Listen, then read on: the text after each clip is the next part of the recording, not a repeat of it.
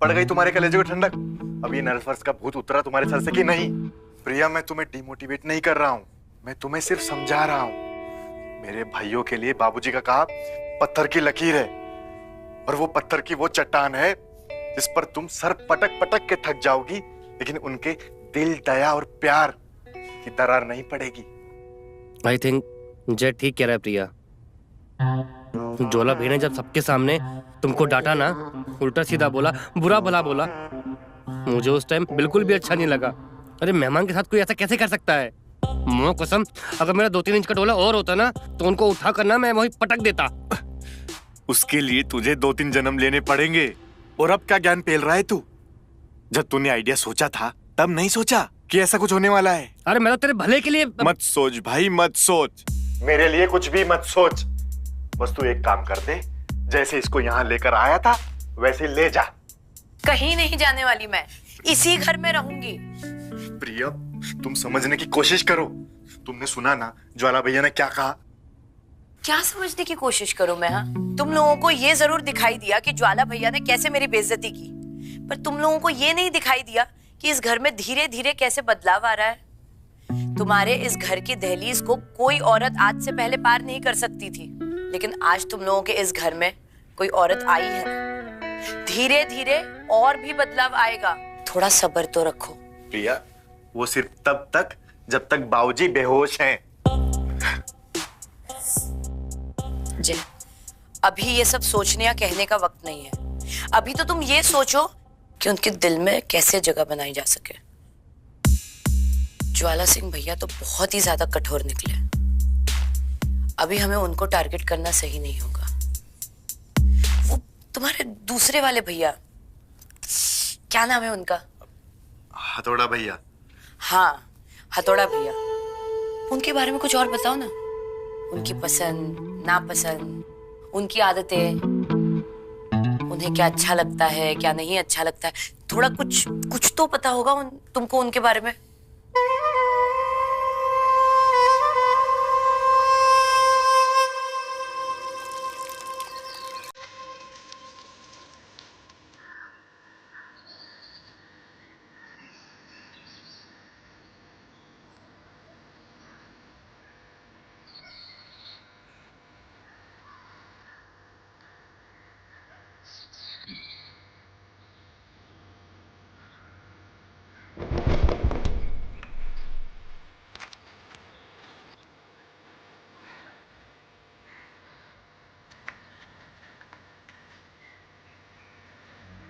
हथौड़ा सिंह भैया तो ज्वाला सिंह भैया से भी ज्यादा खतरनाक निकले। जय, तुम्हें सिर्फ अपने भाइयों के बारे में अच्छी चीजें पता है। कुछ तो ऐसी चीज होगी ना जिसको लेके हम उन्हें इमोशनली ब्लैकमेल कर सके। कोई ऐसी चीज। एक मिनट जय, तुझे ध्यान है हथौड़ा भैया तुझे हर बार 2-2 रुपए दिया करते थे। 1 रुपए लंपत खाने के लिए और 1 रुपए किताबें किराए पर लाने के लिए पैसे देते थे। हाँ, फिर तो हमें उनका कमजोर नस मिल ही गया। उनकी जिंदगी में रंग भरने का इंतजाम करना होगा। अभी हथौड़ा भैया को साइड में रखो और मेरे बारे में भी कुछ सोचो। मेरी जिंदगी भी बेरंग हो गई है। अर्शद, तुम बाबूजी के कमरे में जरा जाकर देखो, शायद उन्हें कोई जरूरत होगी। हाँ, ठीक है भाई, रखवाओ अपना ख्याल। बहुत बेरंग है तुम्हारी जिंदगी, ख्याल रखो भाई।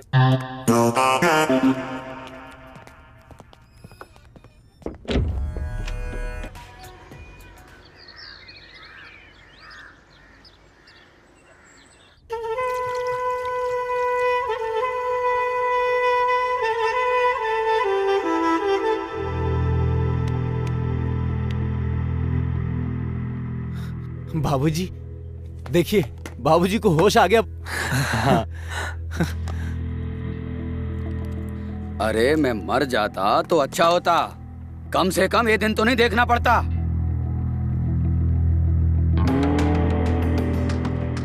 अरे मैं तो बेहोश हुआ था, तुम सब तो होश में थे ना।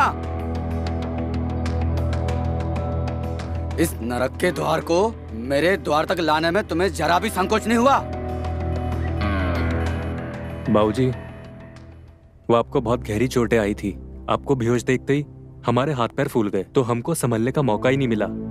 अरे बेहोश हुआ था, मरा तो नहीं था ना।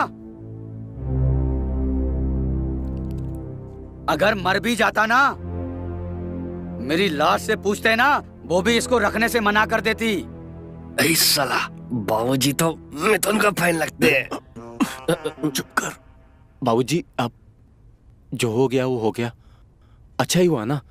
वैसे भी उसकी देखरेख में आप होश में तो आ गए ना बाबूजी। अरे मैं इसकी देखरेख से होश में नहीं आया हूँ। ये तो पेल के खाए गए देसी घी और जवानी में की गई पहलवानी का फल है। दार सिंह छोटी मोटी चोटों से चित्त नहीं हो सकता। मैं बिल्कुल ठीक हूँ। तुम इसका सामान बटोरो और भगाओ उसको यहाँ से। सर पर पत्थर पड़ गया, पर जो अकल पे पड़े पत्थर हम क्यों नहीं हट पा रहे हैं। अरे ये अभी तक यहीं खड़ी है, भगाओ उसको यहाँ से। कहीं नहीं जाने वाली मैं, जब तक डॉक्टर साहब मुझे नहीं बोल देते कहीं जाने के लिए। अभी इनकी तबीयत पूरी तरह से ठीक नहीं हुई है। आप लोग जाइए, मैं इनको दवाई दे दूं। जी।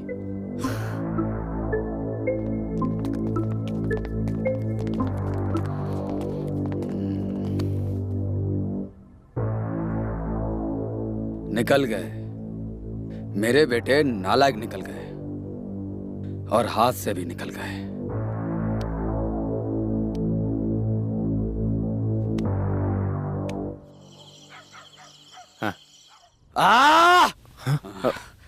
पैर तोड़ेगा क्या? आराम से कर, अभी पाँव में दर्द है। बाबूजी आराम से ही तो कर रहे हैं।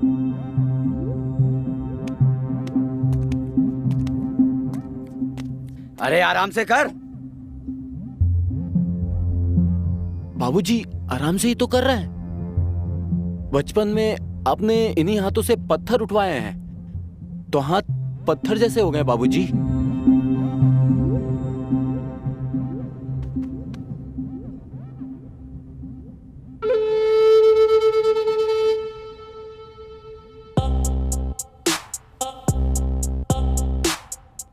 अबे रुकूं क्या?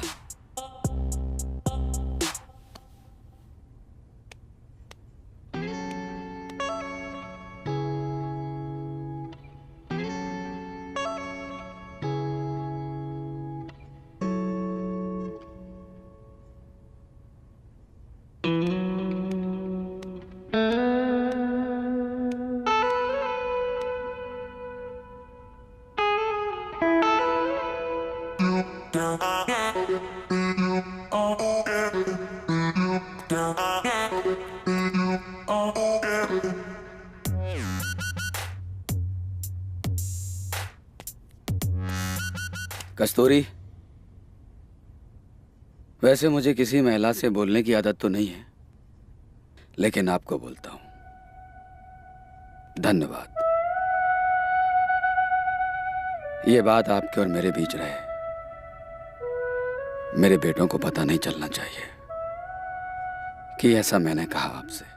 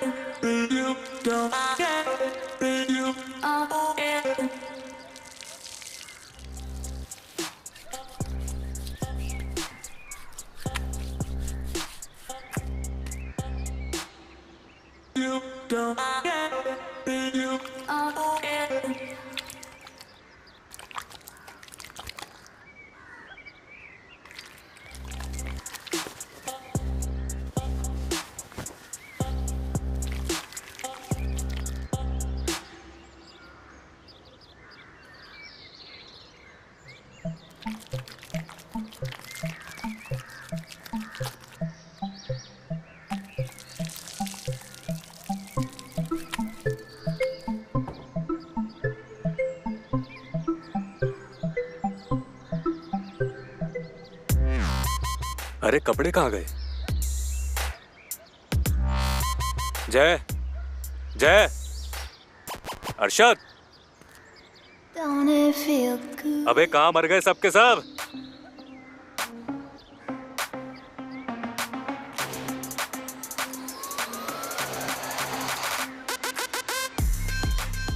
जी हथौड़ा भैया, कुछ चाहिए था आपको?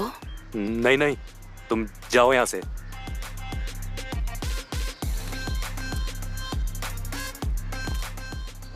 चल सुनो जरा, कस्तूरी। हाँ, कुछ चाहिए क्या आपको? भैया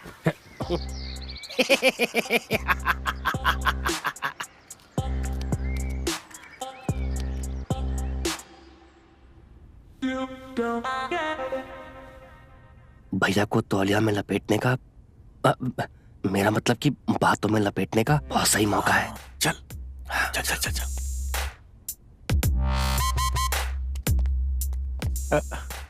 भैया आपने बुलाया?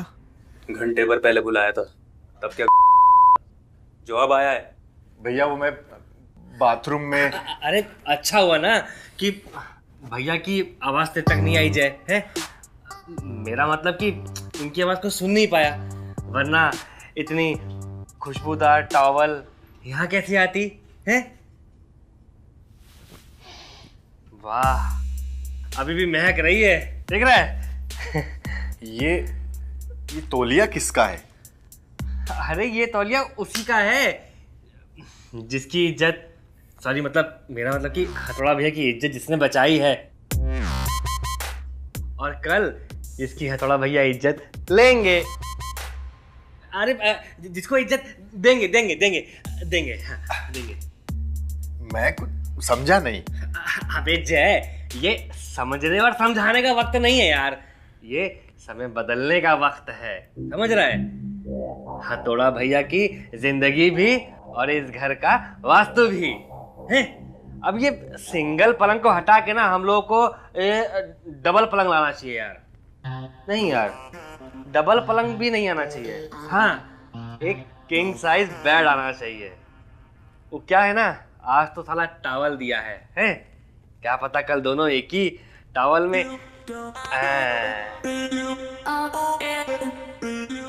मैं सही तो कह रहा हूँ ना?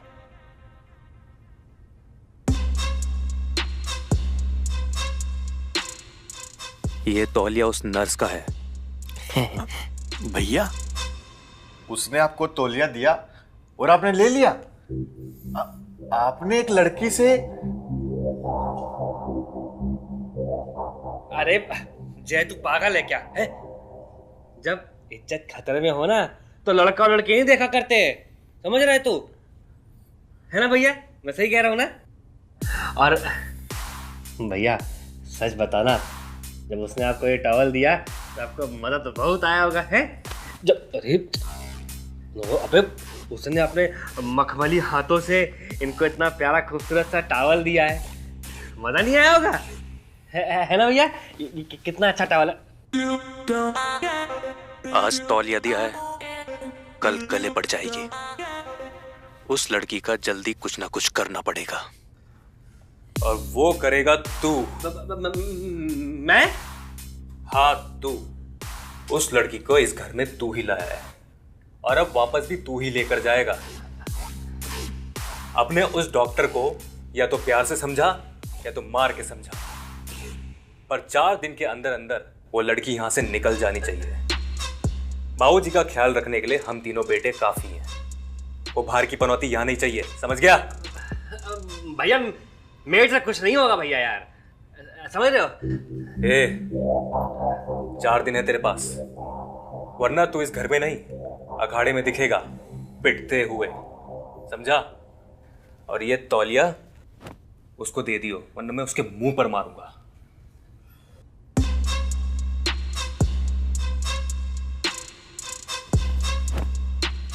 कुछ नहीं हो सकता जय, कुछ नहीं हो सकता। तेरे इन भाइयों का सच में कुछ नहीं हो सकता। इन्हें इश्क के अखाड़े में कोई नहीं घुसा सकता। चित करना तो बहुत दूर की बात है, तू समझ रहा है? मेरे भाई ये तौलिया मुझे कफन जैसा क्यों लगने लगा है?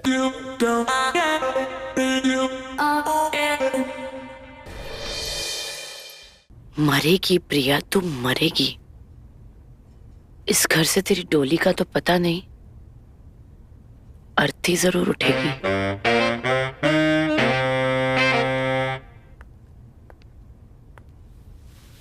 खड़ा है दर पे तेरे आशिक खड़ा है, खोल खोल खोल दरवाजा खोल।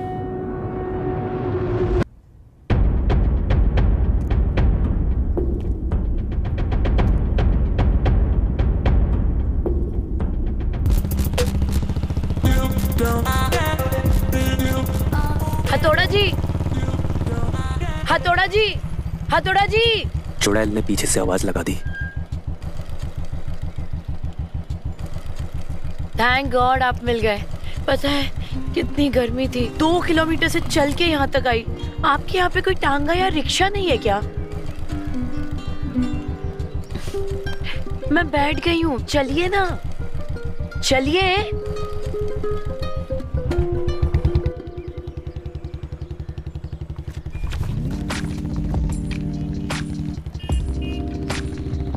आराम से बैठिए ना, अब के टंकी पे जाके बैठेंगे। देखिए मैं कितने आराम से बैठी हूँ। वैसे सुबह ही ना मैं आपके साथ निकलने वाली थी, बट पूरे घर में आपको ढूंढा और आप मिले ही नहीं। कहाँ गए थे आप? दूध लेने गया था मैं। आपको दूध इतना पसंद है? अरे वो बाबूजी की दवाइयाँ खत्म हो गई थी ना, तो मैं बस वही लेने चली आई। सोचा था कि आपके साथ ही निकलूंगी, पर आप कहीं दिखे ही नहीं। पर कोई बात नहीं, अभी आप मिल गए ना, आपके साथ बैठ गई।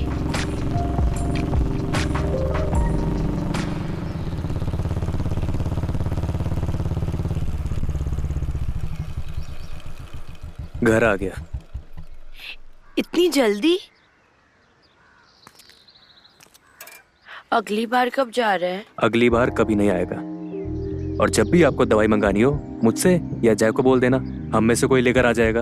और वैसे भी तुम 5-6 दिन और हो यहाँ, अपना बोरिया बिस्तर बांध लो।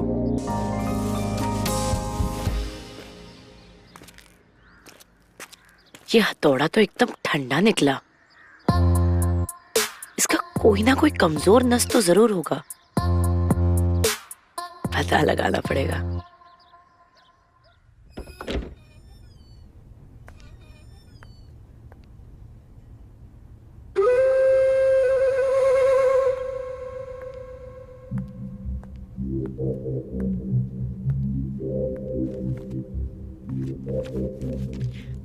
अभी तबीयत ठीक है आपकी? हाँ, पहले से बेहतर है। मैं आजकल देख रहा हूँ तुम्हारा काम में मन नहीं लग रहा। आज सुबह दवाई देने क्यों नहीं आई? आप ही की दवाई लेने तो मार्केट गई थी। तो मेरे तीनों बेटों में से किसी एक को भेज देती, वो लेके आ जाता।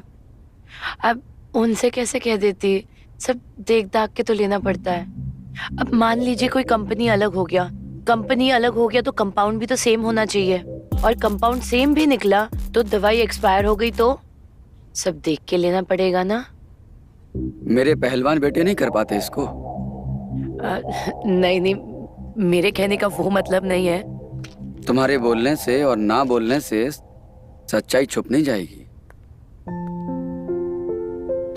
बाकी दोनों बेटों ने तो बचपन से किताबों से कुश्ती लड़ी और जवानी में अखाड़े में। वैसे तुम नर्स का काम कब से कर रही हो? जी मेरी ट्रेनिंग पूरी हो चुकी है, अभी 6 महीने ही हुए हैं। तुम्हारे घर में और कौन कौन है? घर में तो सब है, मम्मी है, पापा है। आपके परिवार जितना बड़ा नहीं है, लेकिन प्यार आपके परिवार जितना ही है।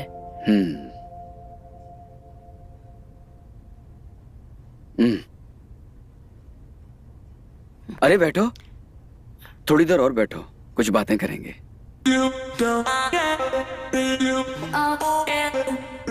आपके आराम करने का टाइम हो गया, चलिए आप लेटिए, आराम कीजिए आप। शाम को जब आऊंगी ना, फिर हम बहुत सारी बातें करेंगे, ठीक है। और हाँ, आपके कुश्ती के किस्से तो सभी से सुने हैं, लेकिन शाम को जब आऊंगी तब आपके मुंह से सुनूंगी।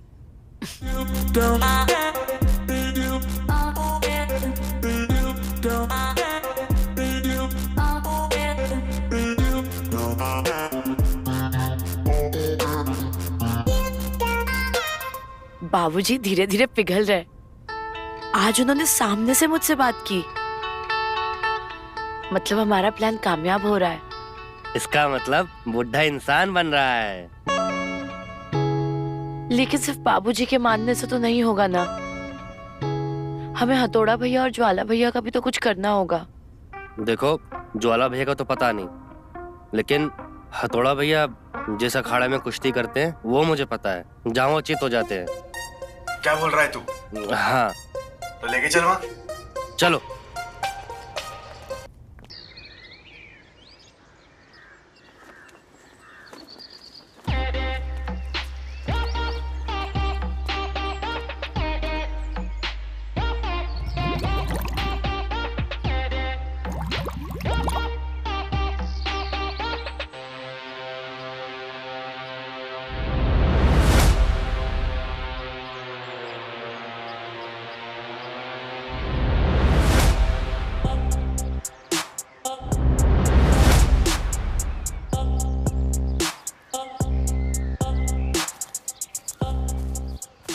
अरे आराम से थोड़ा भैया।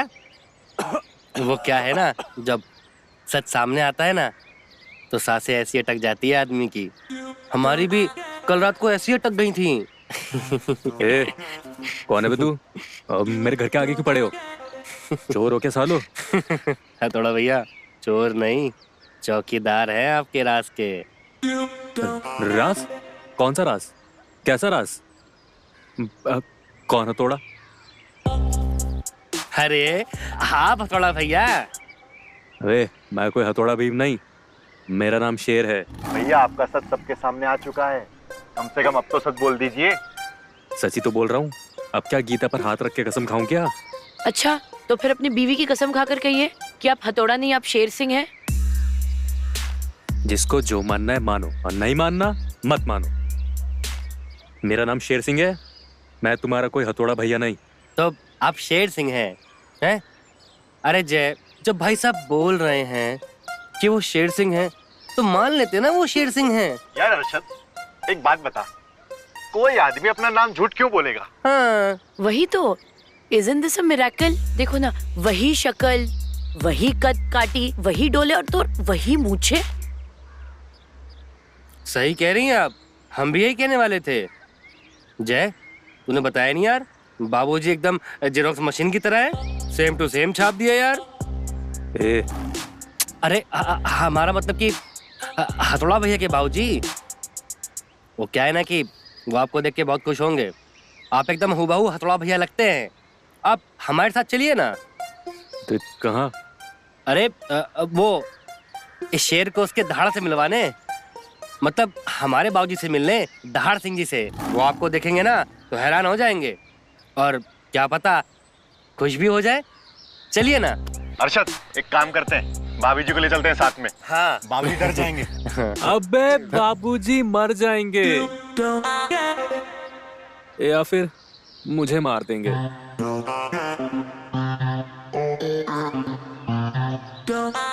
ये सब कब और कैसे हुआ भैया?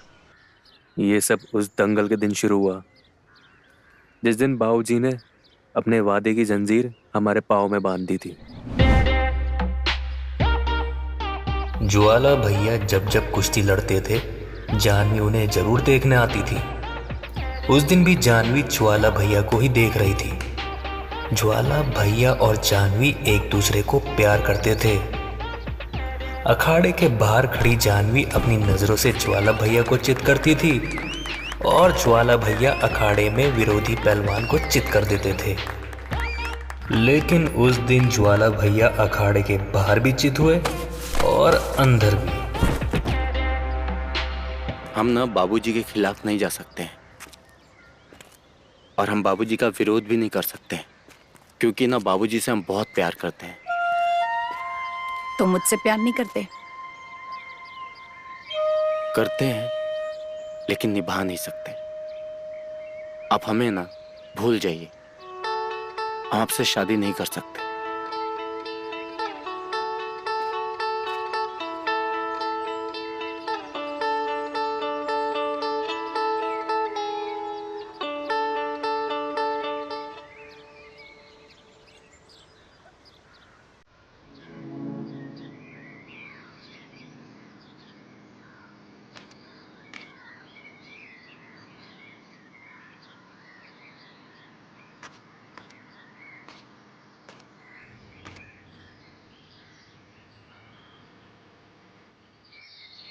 जानवी, हम तुमसे बहुत प्यार करते हैं, बस भैया की वजह से खामोश थे।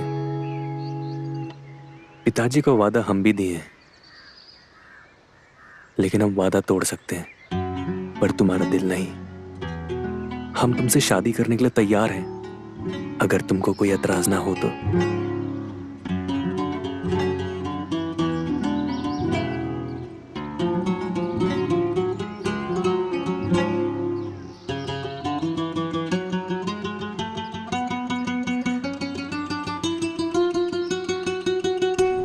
देवर जी, हम आपसे मिन्नत करते हैं कि आप ये बात बाबूजी और ज्वाला जी को मत बताइए। हम इस गांव में छुप के रह तो रहे हैं, लेकिन हम बहुत खुश हैं।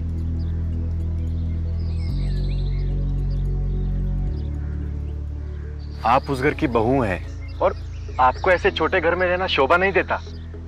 मैं बहुत जल्द आपको उस घर में लेकर चलूंगा। हाँ, हम दोनों लेकर चलेंगे आप लोगों को। और हम तुम दोनों को मिलवाएंगे। ज्वाला भैया का क्या? ज्वाला भैया को हम पर छोड़ दो। जितना ज्वाला भैया को हम जानते हैं, उतना उन्हें और कोई नहीं जानता।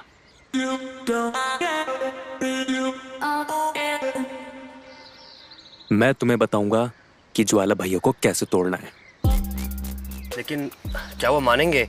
उन्हें मानना भी पड़ेगा और अपनी सोच को बदलना भी पड़ेगा कि स्त्री एक अपशगुनी होती है। उन्हें हम समझाएंगे कि स्त्री भाग्य जगाती है, जीवन में शांति और संयम लाती है, हिम्मत देती है और एक अच्छी स्त्री अच्छा इंसान बनाती है। ज्वाला भैया के चित होने से कहानी शुरू हुई थी और अब उनके चित होने से ही ये कहानी खत्म भी होगी।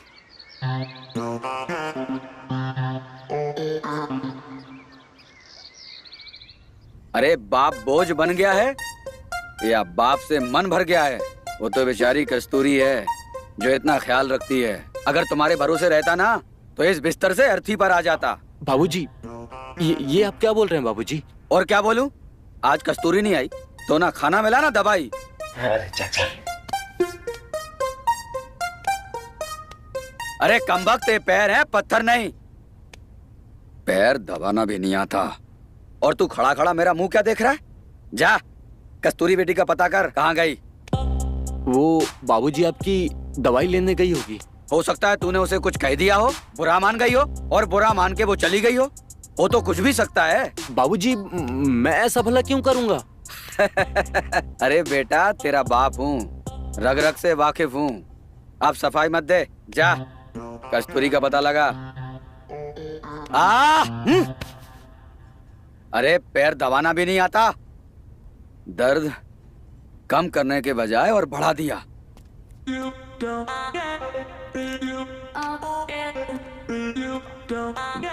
बाबूजी, आप दवाई लीजिए बाबूजी। ये दवाइयों पे क्यों गुस्सा कर रहे हैं? मैं बोल रहा हूँ ना कि मैं पता लगाऊंगा कस्तूरी का। आप दवाई खाइए बाबूजी, प्लीज।